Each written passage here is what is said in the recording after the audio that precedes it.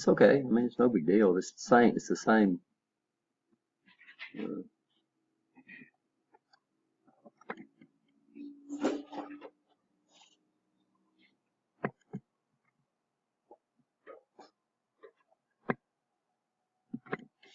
Chapter 4 in the old book,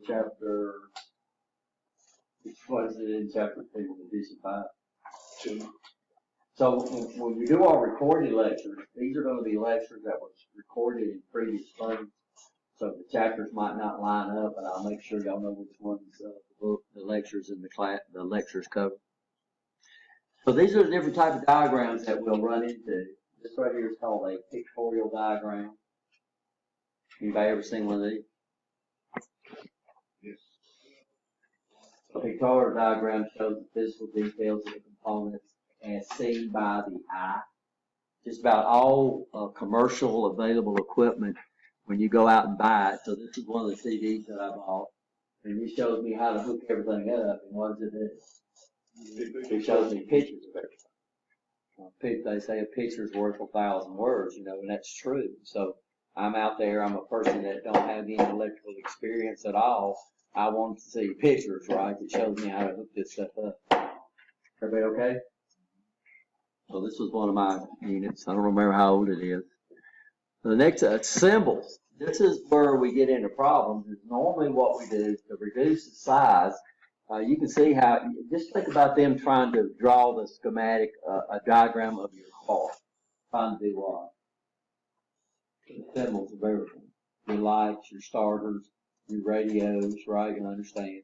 All of the air conditioning. What kind of picture would they put up there on that? So what is your car? If you look at the diagram on your car, odds are it's not going to be a pictorial, even though some of them try to use a combination of those. So when we get into these other drawings, what we're going to deal with is we're going to deal with a lot of symbols. Symbols are used to conveniently represent electrical components on electrical and electronic diagrams. Okay? Are we okay? So these are some of the symbols that we're going to be looking in the new book. Where are the symbols at? Where's that page? No, the symbols are in the back. 731. Yeah. So we'll start our symbols on page 731 in the new book. 732, 733. And then, yeah. Where's it at in the 4th edition? So just a few symbols on this. Of course, we got a picture of a DC voltage source.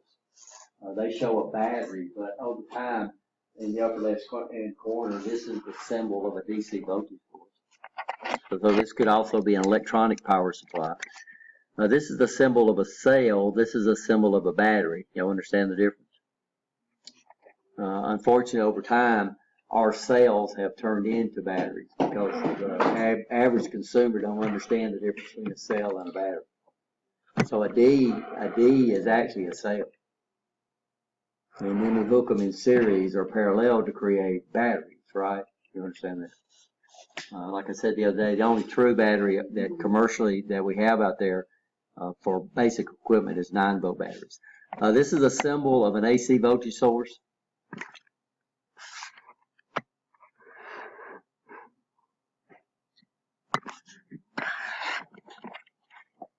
Are we okay? This is a symbol. By the way, in here normally on electronic symbols, if we put it within a circle, it usually indicates that it's electronic or what we call solid state. And we have several solid states that we're going to look at. If you see the arrows pointing in the side, it usually means that this guy here is sensitive to light. Now, what we're going to find out is normally in motor controls, they don't put it in a circle, they put it in a diamond. So if we see a symbol and the symbol is inside a diamond in motor controls, this means it's electronic. Some people call it solid state. So toward the end, when we start getting into the different types of sensors that we have, we'll see that. Of course, we just use a line index, indicates a what? Conductor. And this is probably one of the most misused symbols also. If we don't put a dot, it means we don't have a connection, right? If we do put a dot, it means we have a connection. So we're going to be doing line diagrams. And then I have people come up here and just, you know, they'll draw symbols and then they'll come over here and just do that. Well, as far as I'm concerned, there's not a connection right there. What do y'all have to put right here? A dot. This is a symbol for this is not the exact symbol. This is a symbol for a single pole. The actual symbol for a single pole, single throw switch is this. For this snap, what we call a snap switch, a wall switch, which is what they got. This is the symbol for a push button.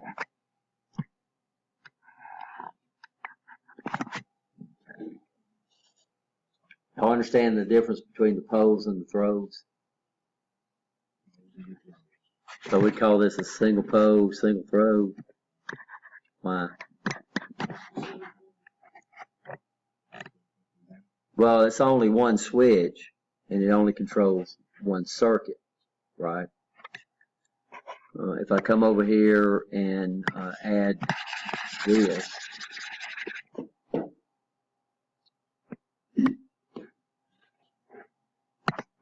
so I'll come over here and do this, and then I put a throw right there, and a throw, then this can control two paths, so this would be a single pole, double throw.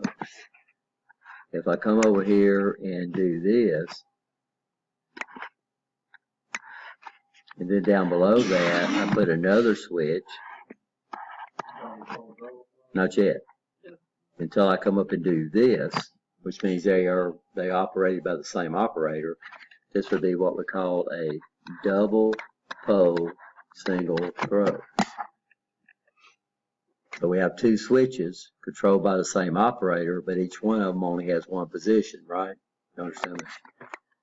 And then if I come over here and do this,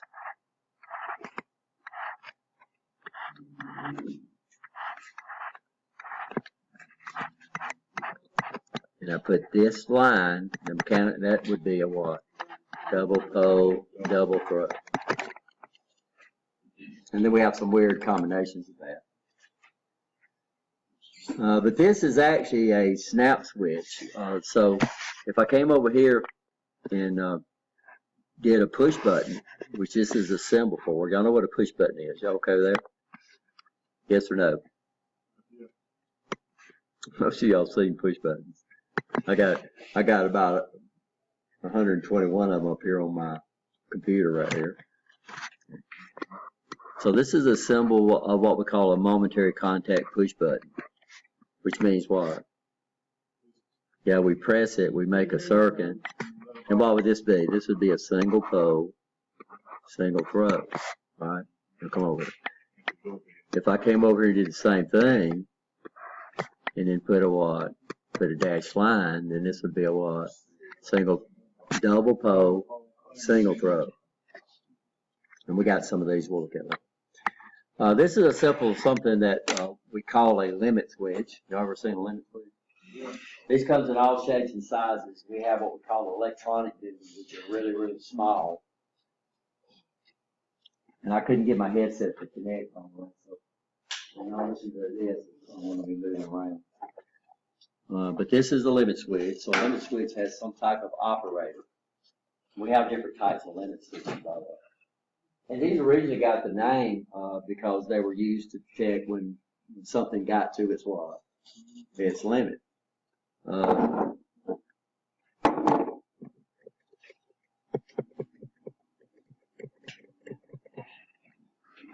So this right here would be, as soon as I get my camera up here, right? This would be a limit switch. This is opened up. Normally we bring our connection up through here. There'll be a clamp and everything. And then we have contacts inside here. Can y'all see them? And then when I move my limit switch, can y'all see what happened? They just did what? They changed positions. Now this is probably a double pole, double throw, or it might be a double pole. It's got 2 poles in it, I could see. Yeah. But we'd have to figure out how those poles are switched. And some of them only operate in one direction. So notice when I move the operator this way, it doesn't do anything. So this only operates in one direction. And of course, this is totally mechanical. So this is an electromechanical device. They're used all over the place. Because usually they're cheaper than the solid state or electronic counterpart. And then plus, usually these big guys, these pilot duty like this, they can handle a pretty good deal of current. We can actually run a load off these guys. Most solid state limit switches, we can't run a power required load. They have a limited output. So we're going to use those to bring in other control devices. So that's a limit switch. So what we do on the limit switch is we have these several symbols that we're going to have to learn. So this would be what we call a normally open limit switch. You'll see this, see the little, can you see the pad on that thing? It's got this little ramp on it, which represents a cam. Yeah, or something that the limit switch is going to hit against. And then this right here would be what we call a normally closed. So if you look at that when it comes around, you see in one position a set is already closed and a set is already open, right? You understand that. And when you snap it, they do what? They switch. Now the problem with limit switches is that when we draw a switch, we draw it in the normal position of the piece of equipment. Okay, y'all understand that? So let's say I come up here and I park it. I got this table that moves, and when I park it, it's on top of this limit switch right here. Well, if it's on top of that limit switch, then that actuator is going to be moved over, right? But this is the position, the normal start position of this piece of equipment. So we pick up 2 more symbols. We pick up this guy right here. What do we call this guy here? L closed. Now look at this one right here. This says this is what? L open. Now what you do is you look and see now notice they've got to be drawn right. So your normally open switches are going to be drawn below the dot. Your normally closed switch is going to be drawn atop of this terminal dot right there. So what I do is I look and see what gravity is trying to do. So if I come up here and do it, I'm going to draw the symbol the same way. I'm going to draw it to the bottom, but I'm going to draw it touching. So what's gravity trying to do with this one? Well, gravity's trying to open it so it's already open, right? You understand? So this would be a normally open, right? You understand? This one, gravity's trying to do what? It's trying to open it, right? You understand? So it must be what? No, it's not normally closed. It's normally open, held closed. Y'all understand what I just did? Yes or no? I'm going to get saying yes. So what I'm saying is I got this big old limit switch.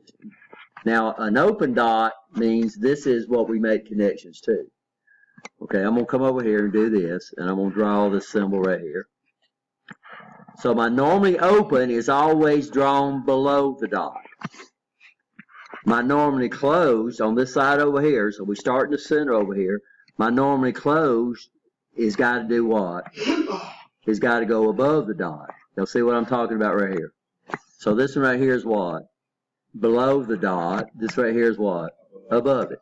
So if I come over here and draw this, if it's below the dot, it's normally open. Okay. I'm going to take this and I'm going to draw it below the dot so it's normally open, and then I'm going to put this right here. It's got to be held closed. Right, you understand? Because gravity's trying to open it, right? Now over here, gravity is trying to do what? Gravity is trying to close it because it can't close further than that dot. So if I come over here and draw that, if I draw it above this dot over here, it's a normally closed contact, and I put that right there, right? It's got to be held open. So this would be a normally closed, held open. Now, what determines which symbol we use depends on the normal park position of the piece of equipment, right? You understand?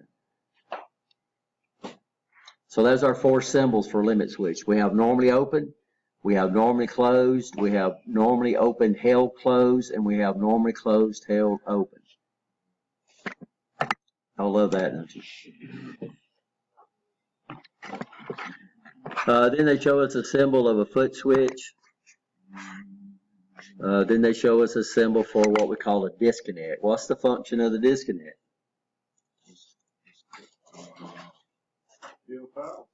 Remove power. Let's say kill it. But we still have the power available on the top of the disconnect, right? But we don't have power available on the bottom. So that's industry standard too. When we have a disconnect, power's on the top and then load's on the bottom. Normally on the disconnect, the electrician comes and pull the knife. Go ahead. Lock the box. Lock the box. Well, lock the switch. Lock the switch. But usually in this situation, normally the lockout on most disconnects requires the box to be closed. Go ahead. And then from there, we can hang our gang on the gang lock on the closed box. We hang our tags. Box with the tag. Of course, here we're just going to use the tab. It's all controllable lock. Are we okay? Wiring that back would be dangerous. Could be for the next electrician, yeah. And Condenser outside condenser disconnect. these are symbols for our motors, single phase motors, 2-speed single phase motors. Then what we call 3-phase. The symbol for the motor, and we'll talk about this later on. We have 2 ways we can wire Delta, and it's not the way we can wire it. It's the way the manufacturer wires it. From our point of view, it makes no difference. Unless we have what we call a Delta Y motor. When we talk about motors, we'll talk about the Delta Y motor, which is a little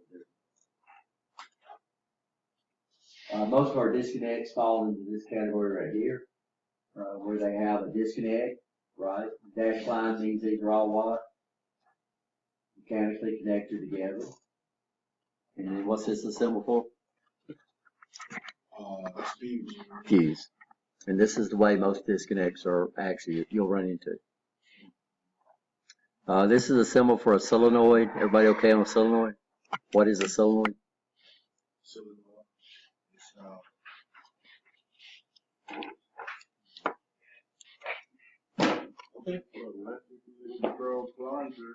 Well, it's a linear electrical linear actuator, which means it only generates straight line motions.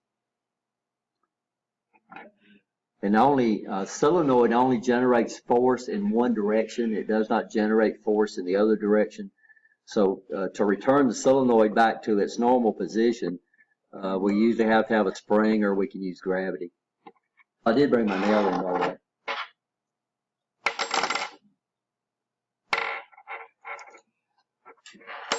And I got to hook it up to the same source. I got 2 power sources up here. I just got them swapped up. Let me turn this up a little bit.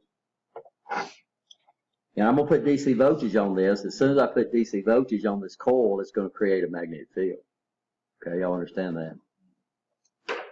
And what I'll do is I'll come over here and put this nail in it. So I did get my nail. Can y'all see this? Okay, can y'all see it? And I'm going to put power on it.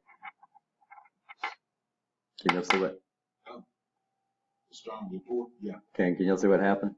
Okay, then when I take the power off, Move your hand over. let me try to do it from this side. Is that better? On the camera. Can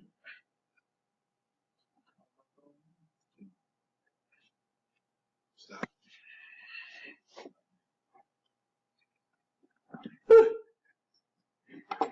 This is not good.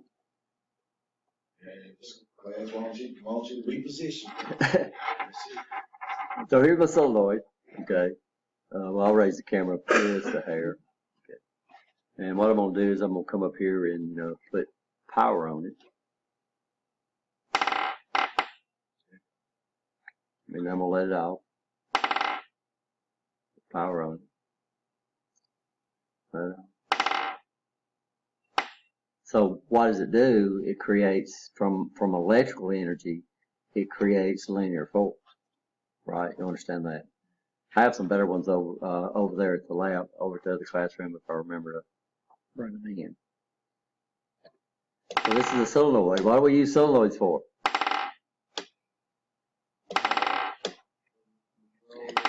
A lot of people say to lock, if you looked at the locks on your car, it's not going to be a solenoid, it's going to be a motor. Because if we use solenoids, we could lock it, but we couldn't do what?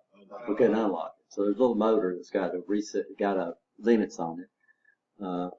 But if you unlatch your trunk, so if you got a button you press to unlatch your trunk out there, that's a what? Solenoid.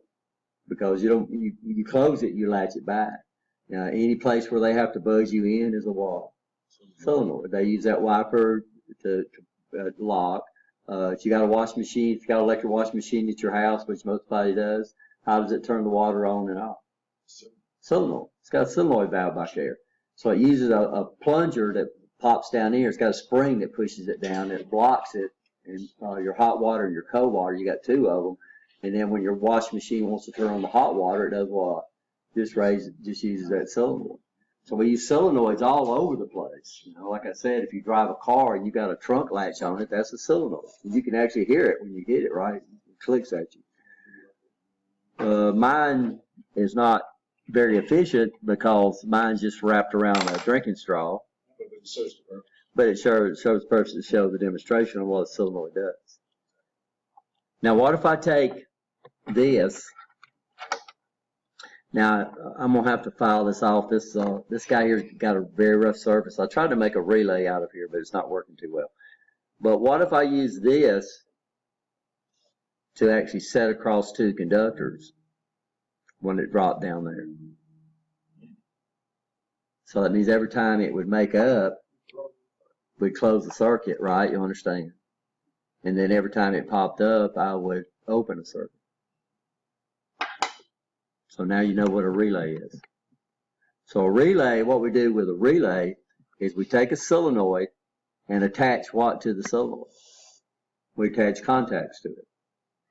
And now we electrically open and close contacts. Not manually, but we can electrically open and close circuits, which starts moving us toward automated machines, right?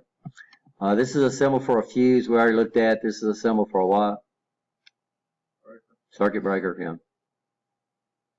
Now this is what we call this is kind of misleading. We have different diagrams. This is what they refer to as the wiring diagram, but this is not a good example. Wiring diagram. What diagrams try to do is it tries to give us the location of components relative to other components. So notice what we have here. We have a little dashed line around these two switches right here. So this is a symbol for a thermal switch, which means it opens when it gets up to a certain temperature, right? You understand that? And this is a symbol for that. So what we're saying is we come up here, I flip it on, then these elements out here come out and start heating. When it gets up to a certain element, it does what? Now this tells us that these two guys are in the same unit. They're mounted together. Okay, so this is a wiring diagram. So what a wiring diagram tries to do, it tries to place the components as close as they possibly can in the physical orientation of the circuit. But it definitely shows components that are attached to it. That's a parallel circuit. Yeah, this would be a parallel circuit, but we're looking at the type of circuit it is. Type of diagram it is. And this is the what type of diagram? Wiring diagram. Yeah, that heating element's basically almost a safety feature. Well, it could be or not could be. It's like your hair dryer's got one of these things in there. So if you ever take something and put your hand across the back and don't let it suck and blow those air across those coils, the coils could burn up. So your hair dryer will disconnect itself. And that's a thermal switch that resets itself, right? You understand? That way, if you let your hairdryer cool down, it'll work. This could actually be a thermal switch that's controlling the temperature. So sometimes this would actually have a spring mechanism on it, and what you do is you can control the tension on the spring, and then it'll open, and then when it cools down, it automatically do what? So you could be using it to control the temperature. Most of your real cheap heaters, that's the way you control the temperature. That's what they actually don't put it, like you said. It automatically cuts on, so it don't decrease the power going to the heating elements. It either turns them on or does what? Turns them off. So it could be either one. Yeah. This is actually a wiring diagram right here. So I wanted to bring up, this is the wiring diagram of an HVAC system, heating, ventilation, and air conditioning system. And this is a wiring diagram. So a wiring diagram shows you everything. It shows you not only the power section of the diagram, it also shows you the control section of the diagram, and they're intertwined with each other. But I know that these two units right here are together. They're in the same thing, right? You understand? I know these right here are in the same thing. I know these right here are mounted together. Y'all understand that? Okay. And this is a wiring diagram. Wiring diagrams can be very confusing. Very confusing. We can figure out things logically, but it's hard to see the way the circuit operates logically. Excuse me. Y'all understand that? But this is usually the wiring diagram is the complete system. Normally in motor controls, the control portion of the diagram is going to be using what we call a ladder diagram. The power section is going to be using a wiring diagram. So that's why we got to make sure we understand these two. Are you okay? So a wiring diagram shows the whole system, both the control portion of the system and the power section of the system. So the motors, if there's any motors, they would be in here somewhere. Blower speed control, so there's a blower motor right there. Right? So see what I'm talking about?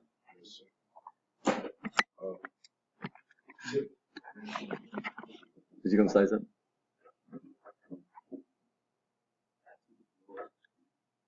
Yeah, this is speed control for this is probably the circuit.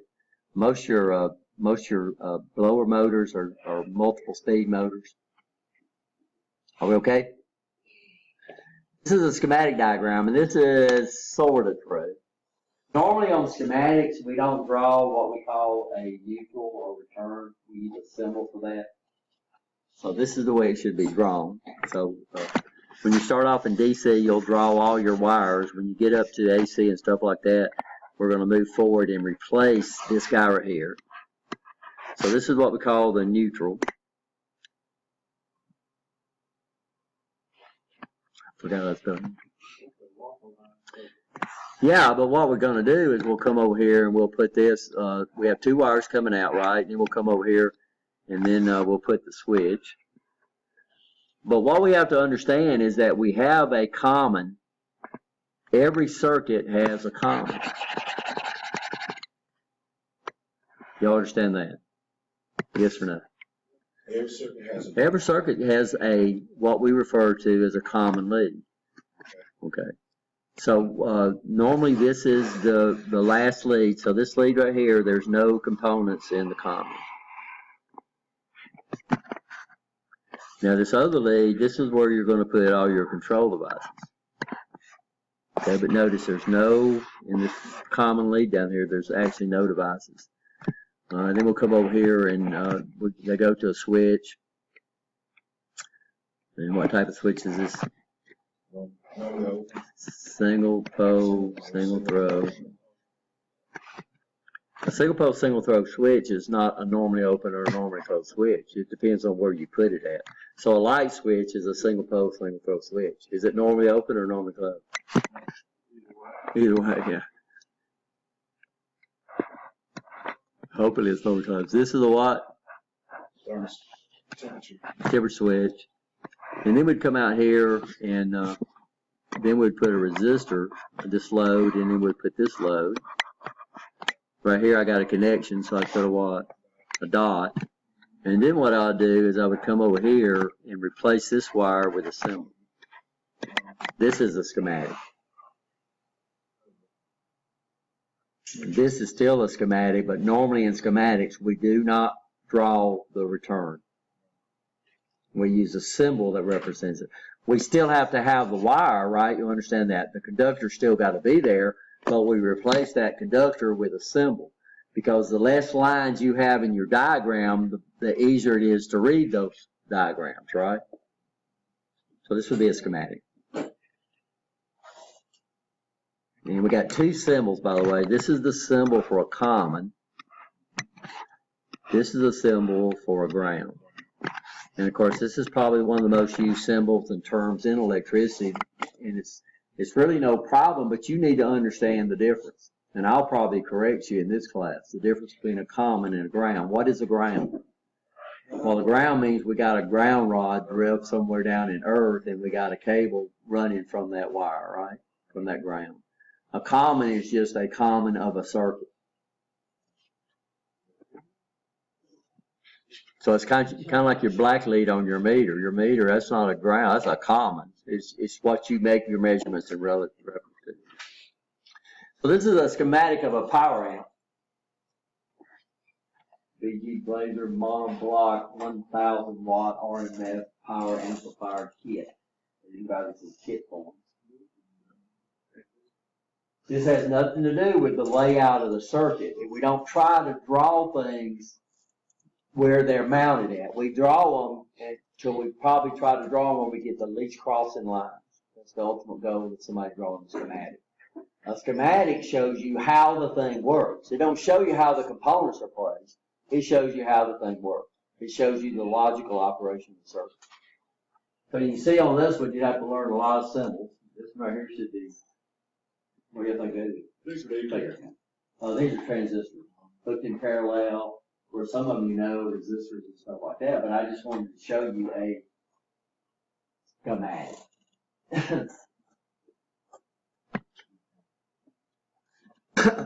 This is what we need to understand. We need to understand something that the book refers to as line diagrams. PLC calls them ladder diagrams. So we need to earn both these. We need to learn these. In fact, when you program a PLC, they call it ladder logic. But the book's going to call it a line diagram. Diagrams consist of a series of symbols connected by lines that are laid out like the what? Rungs of a ladder to indicate the flow of current through various components in a circuit, or basically multiple circuits. So what we do is we start off with two lines. So generically referred to as L1 and L2. When you get out in industry, depends on where you're working at. They got to give L1 and L2 different names, right? But usually they'll end somewhere with L1 and L2. L2 is considered to be the common of the circuit. L1 is considered to be the electrically hot component of the circuit. And of course, we start off with symbols. So this is what would this be the symbol of, would you think? Normally closed, yeah, momentary contact push button. This would be single pole, single throw, right? This would be single pole, double throw. Okay, but we're not using the top one, so we're using it as a single pole, single throw switch. So we're using it as a normally open. This comes over. This is a circle. This represents a relay coil. So what's a relay? Relay is control back. A relay is control like for the ceiling. No, Very good. Yeah. When the coil kicks in the relay, stops. This is I'll tell you, this is a relay out of an air conditioning unit. A relay is a solenoid with basically what it is. the solenoid consists of a solenoid, but the what we call the armature, some people call it a plunger. This is a compressor relay. I don't know, somebody's house. I don't know how we ended up with it, but we did.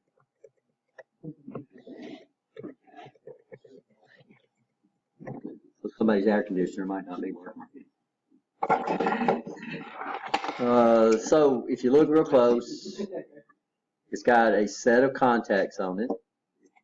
So here's the contacts right here. Okay. And then this right here, I can force it. Most relays allow you to force them, guys, which means you can, the book or the lab book calls it push to test. Most people call it a force. So I can literally push the solenoid in by my hand. And you can see these two sets of contacts will close. Here's the solenoid, right? Can y'all see that? There's all them turns of wire. And then the armature runs down through it. And this guy here is not using gravity to return it. Up at the top, you'll look and see it's got a spring. So when I energize the solenoid, on this one, it's going to close the contacts. When I take the power off the solenoid, it's going to do what? It's going to open. Okay, you understand that? Go, Gary. But what we can do is we can put a lot of contacts on these things. So this one right here has got 1, 2, 3, 4, 5, 6, 7, 8 contacts. So that's 8 poles on this thing. So this would be what we call an 8-pole relay. And each one of them is single throw. This is the way we energize this one, this arm right here. So this is the way we force it. But you can see this set of contacts is already closed. So this would be the circuit across this path right here. So we put one of our conductors on this side, we'd put our other conductor on that side, and right now if you follow this, there's a path made from this side over to that side. When I forced my relay, these contacts did what? They opened. So this would be what we call a normally closed contact. So when we talk about normally closed contacts and normally open contacts, we're talking about the position of the contact if the solenoid is not energized. So this set of contacts right here is open and they close when I force the relay. This right here is already closed. When I do it, it does what? Opens.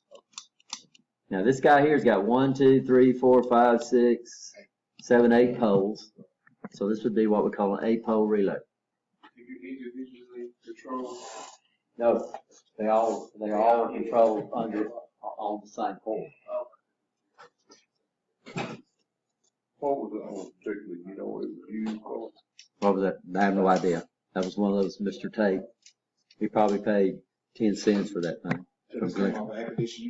No, the other one that we passed around, that's actually I've never seen that on there. Yeah, that's a standard compressor relay. No, I'm talking about that. Oh no, that's just an industrial relay.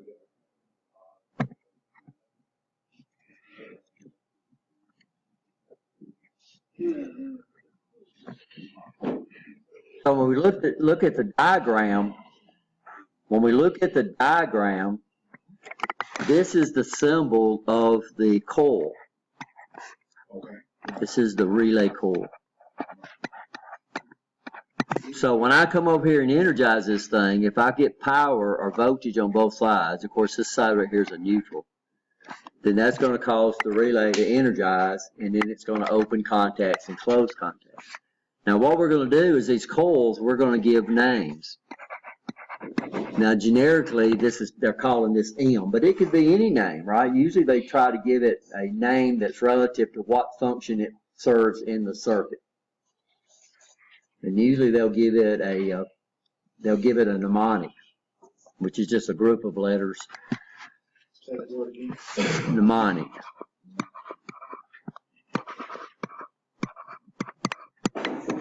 We had a guy in one of the classes, I don't know if y'all knew Morgan, what was Morgan's last name, but he was from Korea. And I've had several people in my classes that are from different countries. And you realize that the English language is one of the hardest languages to learn, because we have the same word that means two different things, right? You understand? So left, we can go to the left or we can be left behind, or resume and resume, Yeah, then we have words that for no reason at all, they're silent. So this is called mnemonic, but it starts with a what? M. So M is silent. So as soon as I put that up there, I thought about Morgan trying to say these words, trying to learn the English language. But, so a mnemonic is just a memory jogger. Y'all use mnemonics all the time.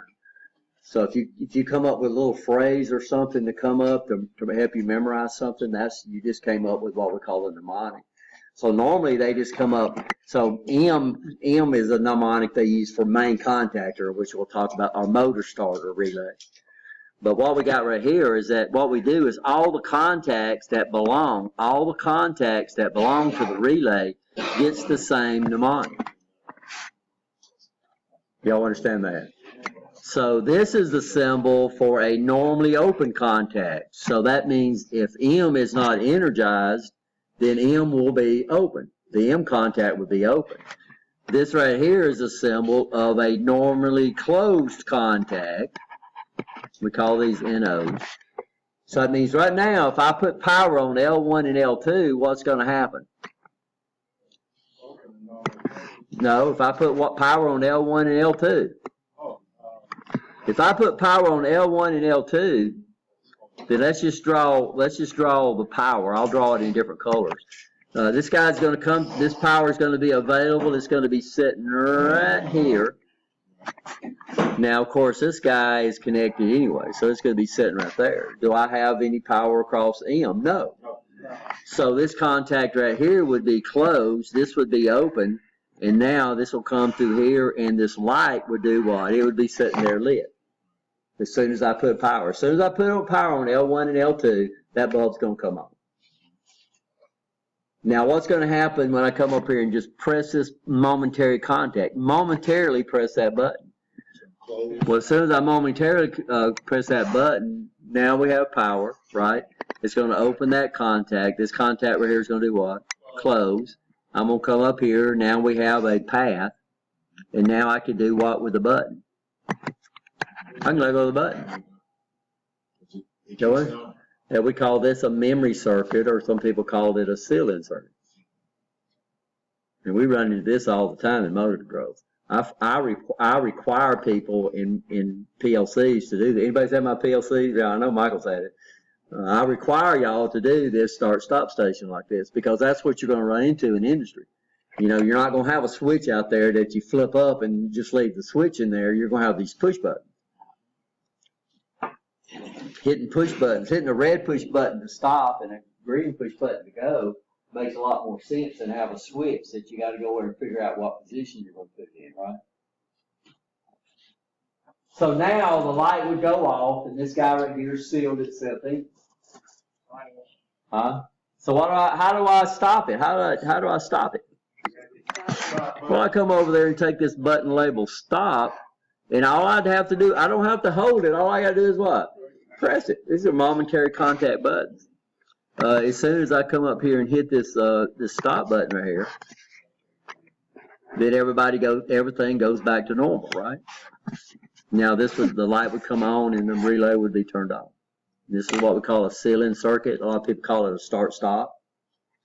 And when you get out in industry, you're going to run into very few switches. You might run into a selector switch, but these snap switches, on-off switches, you're not going to hardly see any of those. You're going to see a bunch of what? Push buttons. This is the ladder diagram we're going to look at. This is from U.S. Steel. This is number 4 galvanizer line down there. I cry every time I think about shutting that place down. And you can see there's a lot of detail in this. L1, L2, they're not calling it L1, L2. They're calling it TCL1 and TCL2. So, but still they're using the L1 and L2 category, right? This is a detail. All these over here are coils, right? But instead of using like 5BR, so that one has a name 5BMR.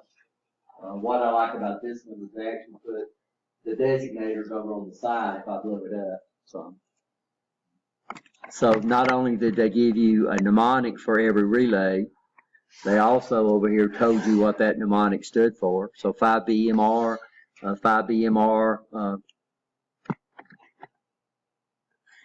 I can't read it, this is not small. We're gonna give y'all a copy of this, by the way. Okay. And we'll talk about all these different numbers. This is what we're gonna have to learn about these numbers on these things. See all these different numbers? And we're gonna have to learn that about these, how to read these things. And of course, these numbers on the side. These are all reference numbers that help us find things. Well, the PLC is ladder logic. It is a PLCs use the same thing. But PLCs, this is very similar to PLCs because we don't have any solid state devices. Larry Elbert, I don't know if you know Larry, but he worked out at Mercedes, and he had one of the guys talk about some of the PLC logic they had. They had one that had over 3,000 rungs in it. Really? So we're not dealing with anything there. We'll get a feel of it, right, and understand what we can do with these different types of logic.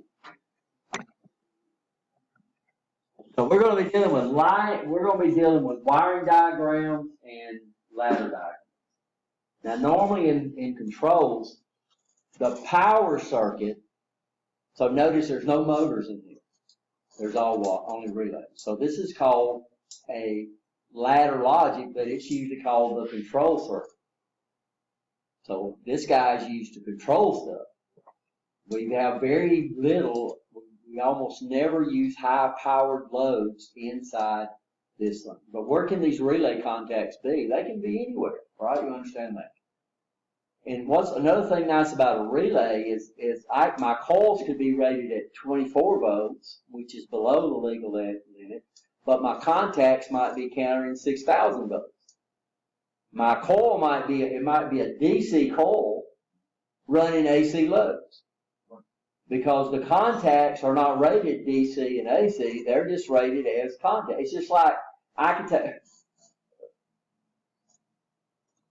He's gone now, but he was a really neat guy. But his start switch went out on his riding lawnmower.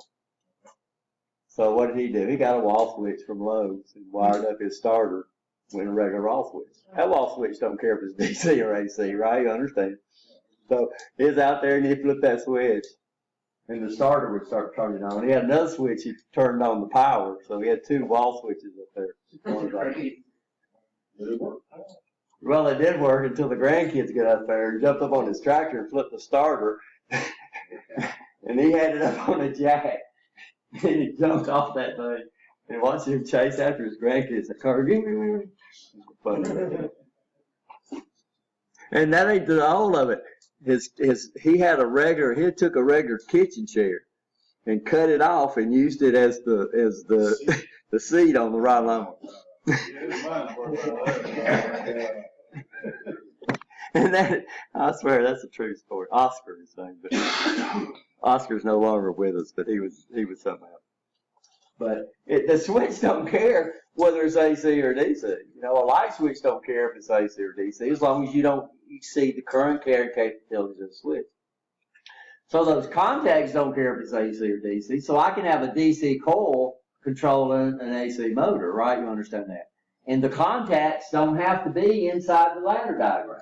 So all this is what we call control, but then somewhere I might have a power diagram. Now normally the power diagram is going to be a wiring diagram.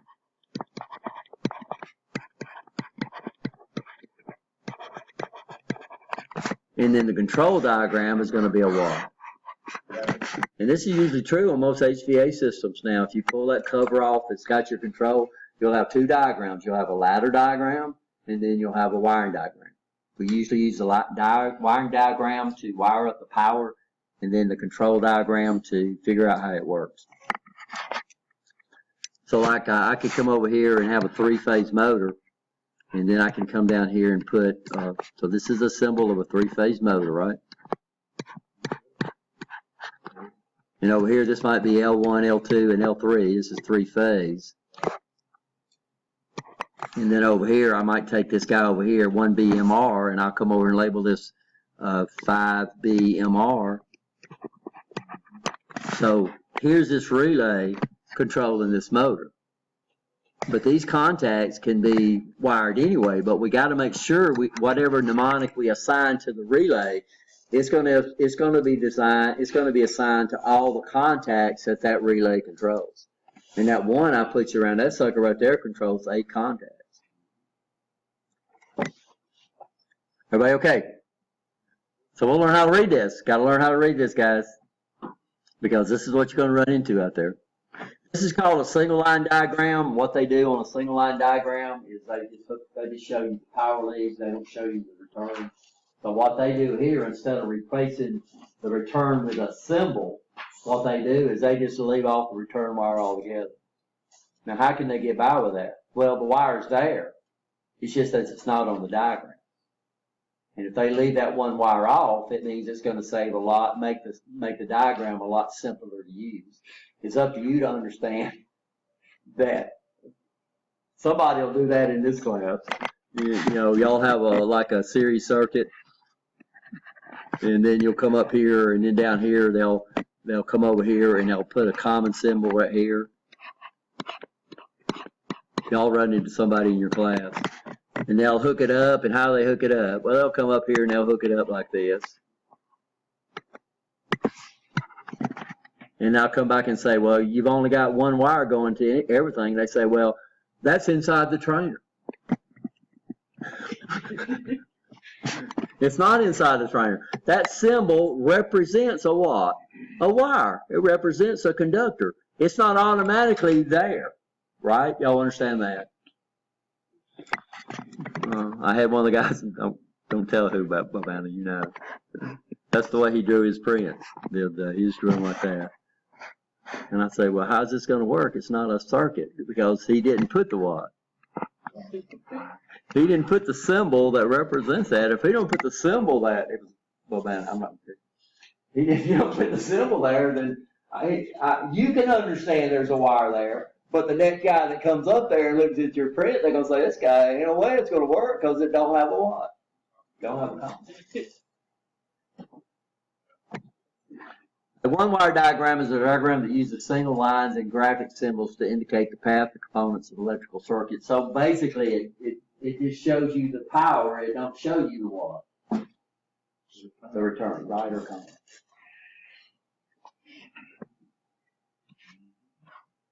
Care must be taken when using electrical signals. If you use the wrong symbol, you could literally get somebody that comes behind you killed. Because they're expecting one thing and it's actually another, right? You understand? Using the right symbol and understanding the symbol is imperative for the trade that you're in. Some of y'all probably heard the story. We got some big old inverters out there over in Inslee before they shut it down. But used to heat. They call it the Curve Master, and it heat treated the crowns of rails that were used in curves. They got to be stronger than straight. And what they would do is they would come in with 60 cycle. They would step it up to 600 cycle and use an induction heater. And they had a coil that rode across the top of the rails, and within that far right there, that thing would go from cold rail to red hot rail. And then they had about 200 psi worth of air pressure that they would quench it down to set or temper the rails.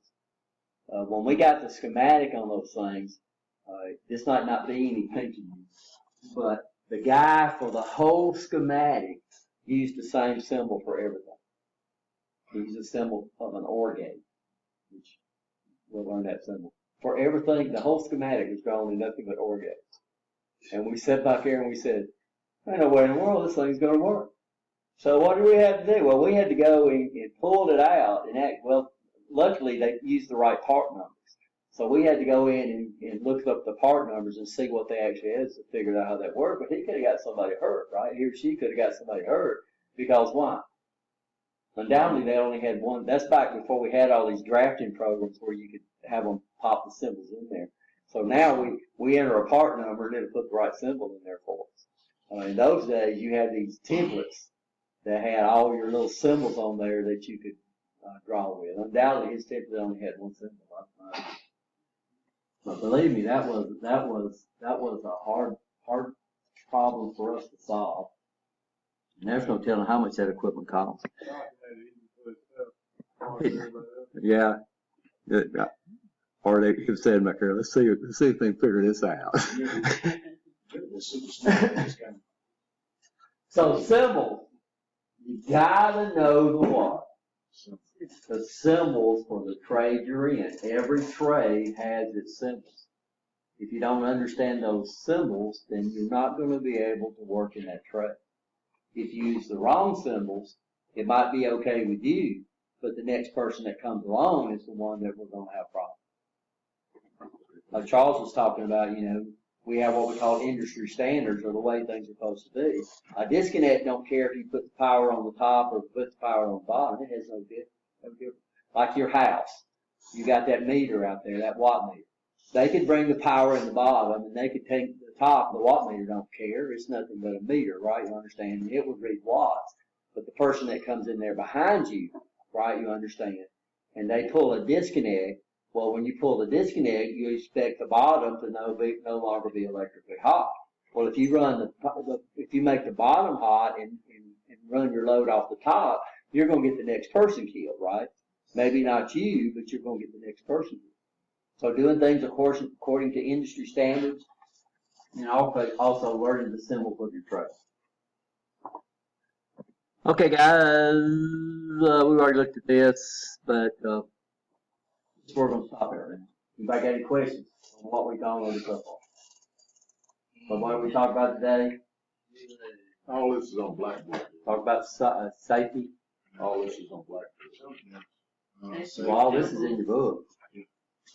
Yeah. The PowerPoints don't have it. But they're not going to be in the right, they're not going to be, I can't remember if the Blackboard is set up with titles. What I'm going to do on the Blackboard is take the chapters off and leave the titles, because you notice the book carries basically the same titles, but they just got they got the chapters out of order. If you want to go and look at the PowerPoint. But there are some extra things that I stuck in here. Now, why am I letting y'all go early? So what's your assignment for the Civic Center? 5 business cards, right? And then when you come back in here on Thursday, right, what am I going to do? I'm going to check the cards, right?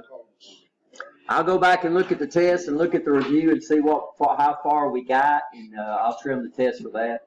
What we'll do Thursday is we'll come in, we'll start off in class, we'll do a lab, talk about our lab procedures, and then we'll take the test at the end of the class. Everybody okay? Yeah, see what I did? I print those out and put them in my book for ready reference. Yeah, but you gotta be careful. The way the course is set up now is for the old book. So make attention to the chapters. Chapters don't mean, I just have to go read